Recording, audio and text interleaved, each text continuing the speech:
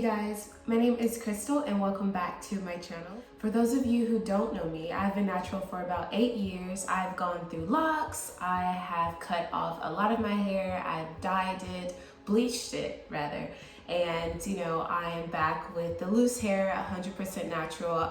This is a flat iron. I only flat iron my hair once a year because I am afraid of heat damage, so I make sure that I minimize the amount of heat that I put on my hair. So I'm not gonna talk too much, let's get into the video. So I will at the end of this video do like a complete takedown of these two twist braid thingy-mabobs that I have in my hair. My hair just, for some reason, gets really frizzy really easily, so through the course of this video, I don't want it expanding as I'm talking. These are 10 tips for growing longer, healthier, natural hair. So my first piece of advice would be to develop a wash day routine. So I know some naturals, they will wash their hair once every 2 weeks, once every month, but for me, I choose 1 day a week and I set aside that day as a self-care day. And I really just take time to detangle my hair.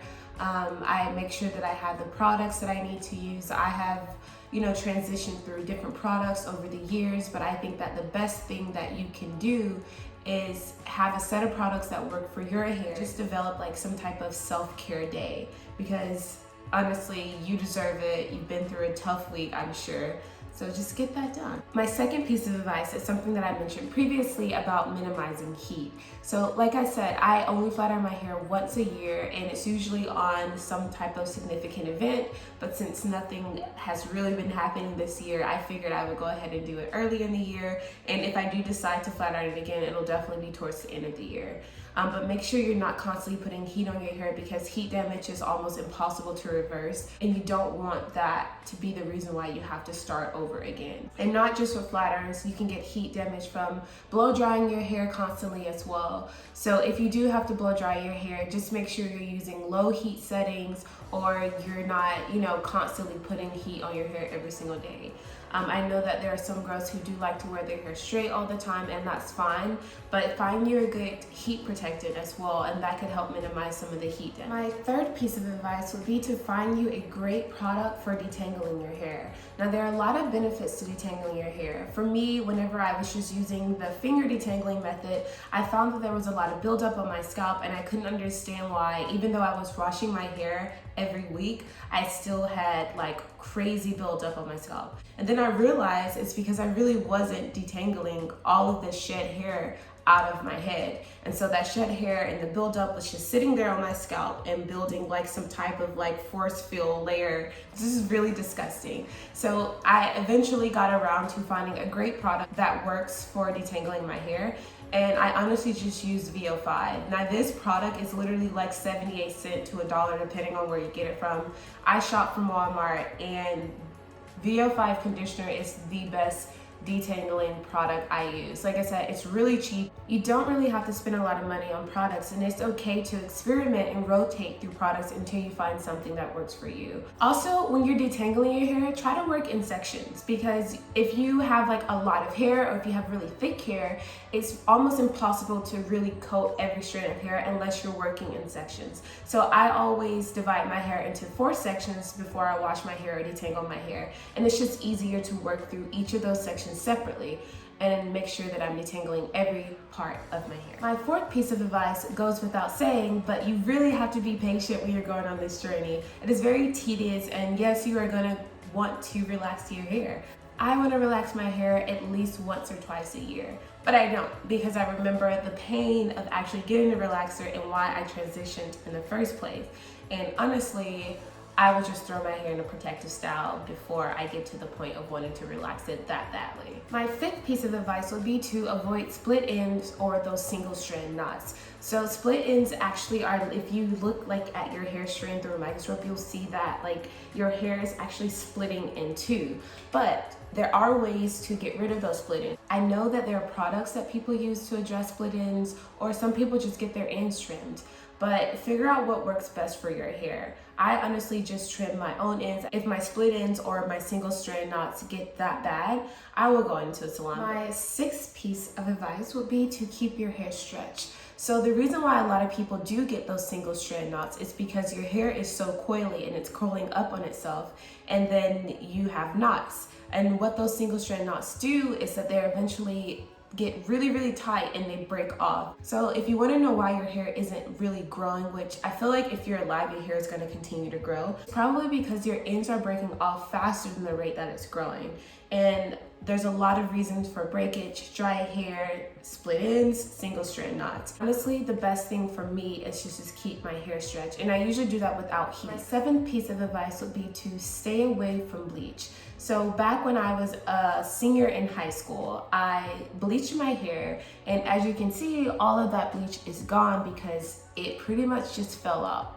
It was extremely damaged, and you could really tell like my curls weren't really the same, and I was just, constantly having breakage. Some people can bleach their hair or dye their hair, but for me, and I know for a lot of naturals, bleaching your hair is one of the worst things you can do because you're really stripping your hair. My 8th piece of advice would be to exercise and maintain a healthy diet. So if you put good in, you're gonna get good out. You can't expect your hair to be long and healthy and luxurious if you aren't taking care of your body as a whole, because your hair is still a part of your body. So make sure that you're, getting your weekly exercise in 3-4 days a week and drinking plenty of water. So for number 9, I feel like this is a very important piece of advice because in order to see the length that you want, you're gonna have to keep your hair moisturized. And the moisture actually comes from the water that you put in your hair and not from oils, because the oil is just like a coat. And so if you put oil in your hair while it's still dry, you're just sealing in that dryness. But if you oil your hair while it's still wet, then you're gonna get that moisturized look that you're looking for. But also, you want to make sure that you sleep with something on your hair. I know for a lot of people, they don't like to sleep with silk headscarves, or they don't like to sleep with bonnets on because either they feel unappealing to their husband or their boyfriend or whoever, their significant other, or it's just really annoying. And trust me, yes, they are very annoying. But you can also buy a silk pillowcase. So basically, I went to TJ Maxx and I found 2 silk pillowcases. Not only do I sleep with these because they're good for your hair, but they're also good for your skin. So I do sleep with something on my hair, like a silk headscarf, but I also use a silk pillowcase just in case my silk headscarf falls off, or just in case I want something that's going to be a little bit easier on my skin, because the cotton actually just sucks all the moisture out of your hair and your skin while you sleep. When you're moisturizing your hair, it's also important to know your porosity. So if you have low porosity hair, but you're putting these heavy oils on your hair, it's not going to be good. And if you have high porosity hair, but you're not using an oil or sealant that's heavy enough to keep in that moisture, you're still gonna have dry hair. So make sure you just know your hair porosity. There's a lot of videos on hair porosity. I'm still trying to figure out mine. I know some oils that may be better for low porosity aren't really great for my hair, and some oils that may be good for high porosity may not be good for my hair. So it's really just knowing what works best. And I like to use organic oils, so I use grapeseed oil on my hair or rosehip oil. The last piece of advice I'm going to get into is protecting your hair at all costs. So protective styles are one of the best things you can do for your hair, because it's really keeping your fingers out of your hair and it's keeping you from manipulating your hair, which does cause breakage over time.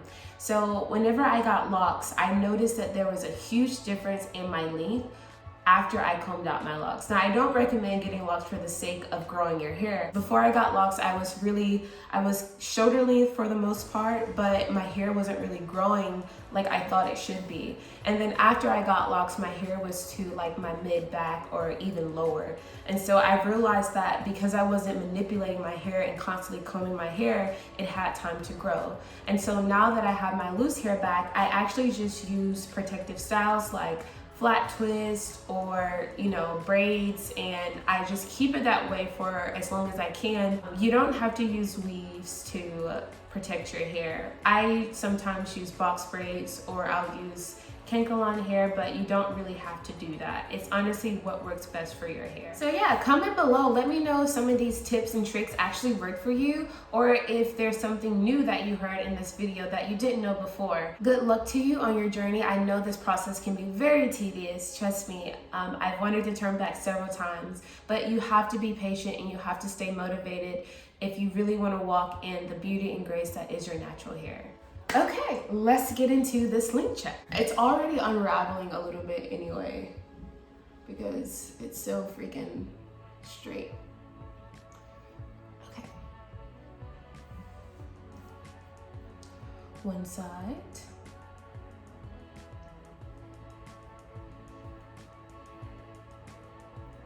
And this is the finished product.